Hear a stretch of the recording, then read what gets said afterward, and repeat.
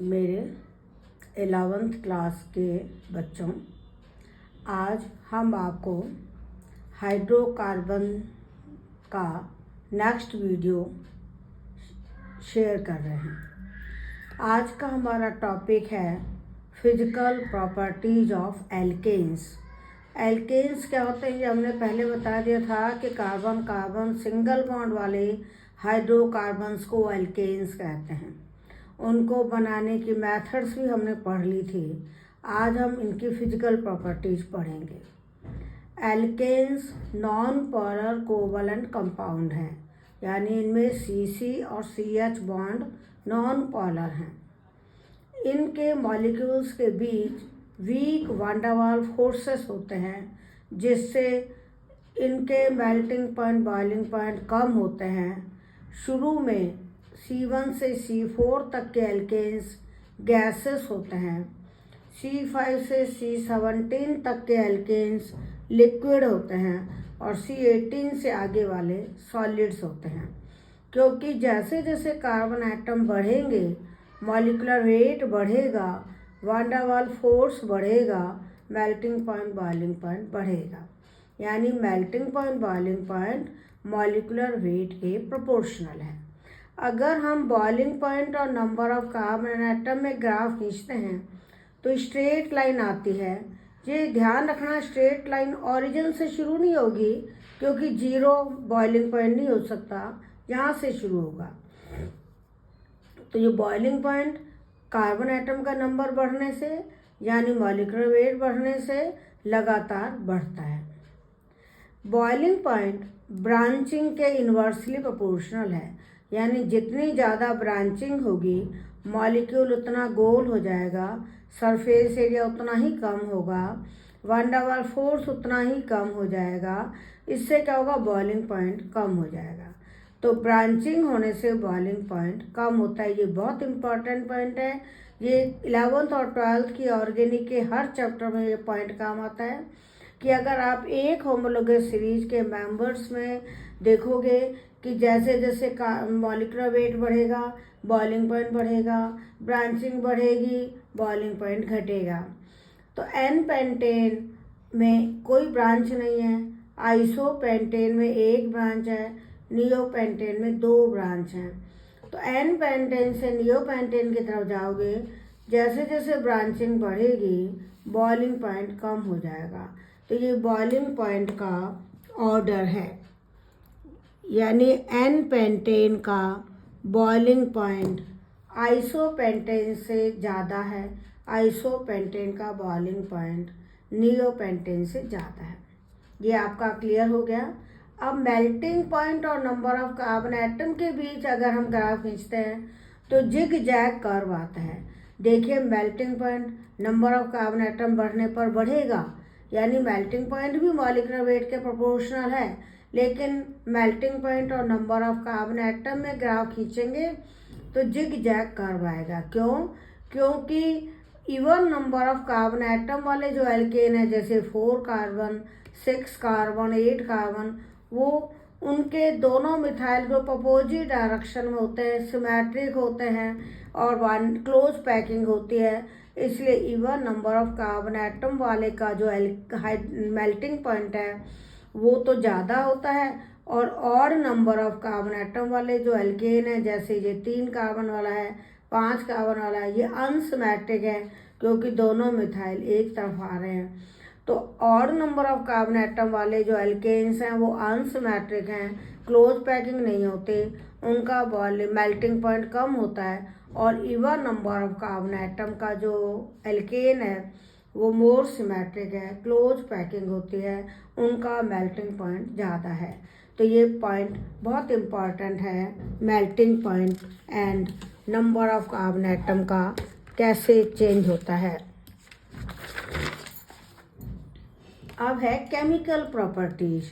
Chemical properties में अपन सबसे पहले बताएंगे कि इनमें सब्स्टिट्यूशन रिएक्शंस होती हैं। सब्स्टिट्यूशन रिएक्शंस का मतलब हाइड्रोजन एटम एक या एक से ज़्यादा हाइड्रोजन एटम हटेंगे और उनकी जगह दूसरे ग्रुप आ जाएंगे। तो substitution reactions free radical mechanisms होती है, यानी इनमें होमोलिटिक क्लीवेज होता है जिससे फ्री रेडिकल बनते हैं। फ्री रेडिकल हमने जीओसी में आपको पढ़ा दिया था कि फ्री रेडिकल में डॉट होता है, अनपेयर्ड इलेक्ट्रॉन होता है, ये पैरामैग्नेटिक होते हैं। तो हेलोजिनेशन या photo halogenation, halogenation means hydrogen की जगह हेलोजन आना, और इसको फोटो हेलोजिनेशन क्यों कहते हैं? क्योंकि ये सनलाइट की प्रेजेंस में होता है।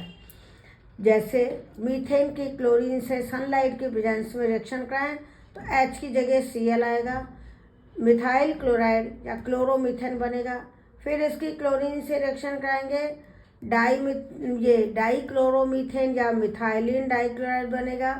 मिथाइलिन डाइक्लोराइड कॉमन नेम है, डाइक्लोरोमीथेन IUPAC नेम है। नोमेनक्लेचर भी हमने आपको GOC में करा दिया था। डाइक्लोरोमीथेन के फिर से क्लोरीन से रिएक्शन कराओगे, तीसरा हाइड्रोजन भी Cl से रिप्लेस हो जाएगा, क्लोरोफॉर्म यानी ट्राइक्लोरोमीथेन बनेगा। फिर क्लोरोफॉर्म की क्लोरीन से रिएक्शन कराएंगे, चौथा हाइड्रोजन भी रिप्लेस हो जाएगा, CCl4 बनेगा। इसको कार्बन टेट्राक्लोराइड भी कहते हैं और पायरीन भी कहते हैं। ये आग बुझाने के काम आती है। CCl4 पायरीन के नाम से आग बुझाने के काम आती है।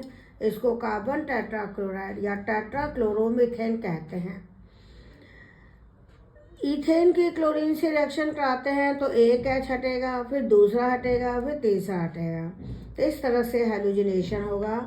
फ्लोरीन क्लोरीन से ज़्यादा रिएक्टिव है, क्लोरीन ब्रोमीन से ज़्यादा रिएक्टिव है, ब्रोमीन आयोडीन से ज़्यादा रिएक्टिव है। ये रिएक्टिविटी ऑर्डर इम्पॉर्टेंट है, एग्जाम में पूछा जाता है। टर्शरी हाइड्रोजन सेकेंडरी हाइड्रोजन से ज़्यादा रिएक्टिव है, सेकेंडरी हाइड्रोजन प्राइमरी हाइड्रोजन से ज़्यादा रिएक्टिव है। टर्शरी हाइड्रोजन ज़्यादा रिएक्टिव क्यों है?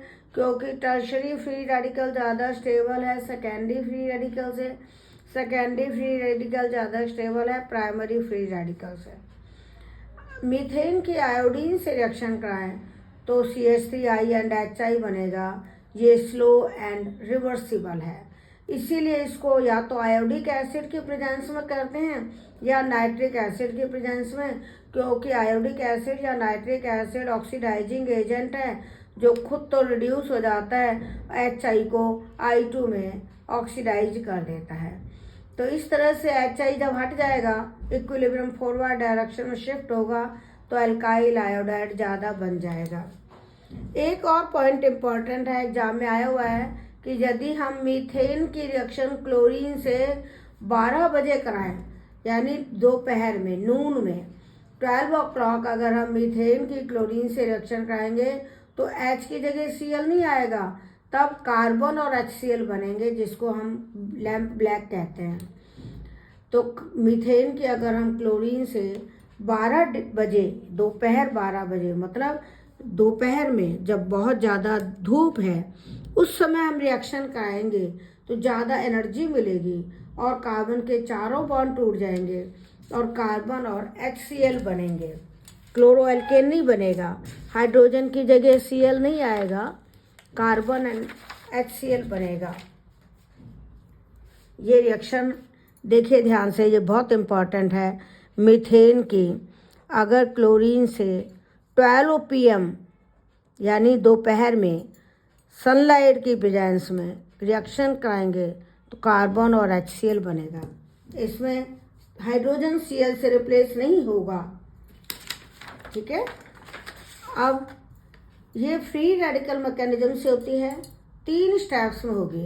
पहले स्टेप में चेन इनिशिएशन यानी फ्री रेडिकल बनते हैं जो चेन को स्टार्ट करते हैं, जैसे Cl2 से ये वाला बॉन्ड होमोलिटिक क्लीवेज होगा जिसको हम हाफ हेडेड एरो से दिखाते हैं, जो आपको हम GOC में बता चुके हैं। तो Cl बॉन्ड के 2 इलेक्ट्रॉन में से एक इलेक्ट्रॉन इस Cl पर आएगा, एक इलेक्ट्रॉन इस Cl पर आएगा, तो 2 Cl फ्री रेडिकल बनेंगे।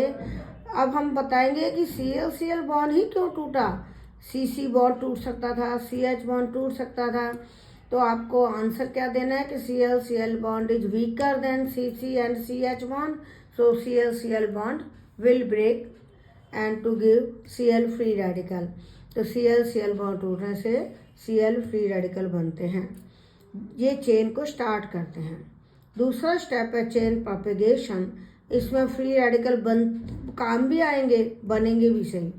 जैसे Cl फ्री रेडिकल मीथेन से रिएक्शन करेगा तो मिथाइल फ्री रेडिकल और HCl बनेगा। फिर मिथाइल फ्री रेडिकल क्लोरीन से रिएक्शन करेगा, methyl chloride and Cl free radical बनेगा।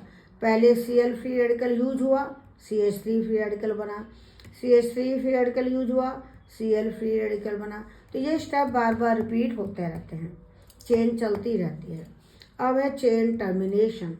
इसमें फ्री रेडिकल यूज होंगे, बनेंगे नहीं, चेन टर्मिनेट हो जाएगी, चेन रुक जाएगी।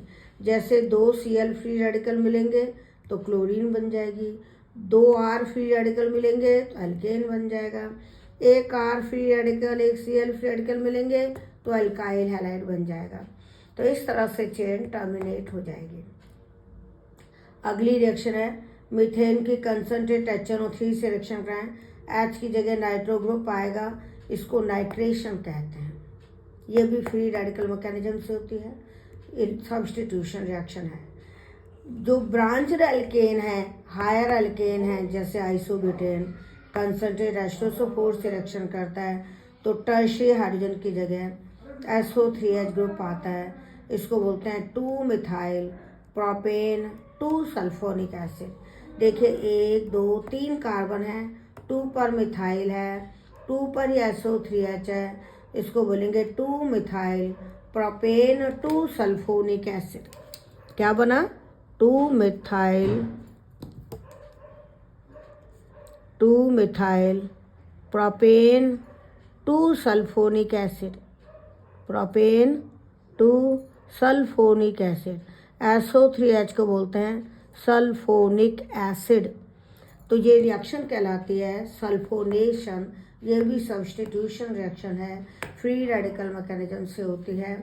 आज के लिए हमारा इतना ही सफिशिएंट है। हम अगले वीडियो में एल्केन्स के बाकी केमिकल रिएक्शंस पढ़ेंगे। तब तक के लिए आप इन रिएक्शंस को पढ़ें, जो प्रॉब्लम हो वो कमेंट में लिखें। All the best, thank you.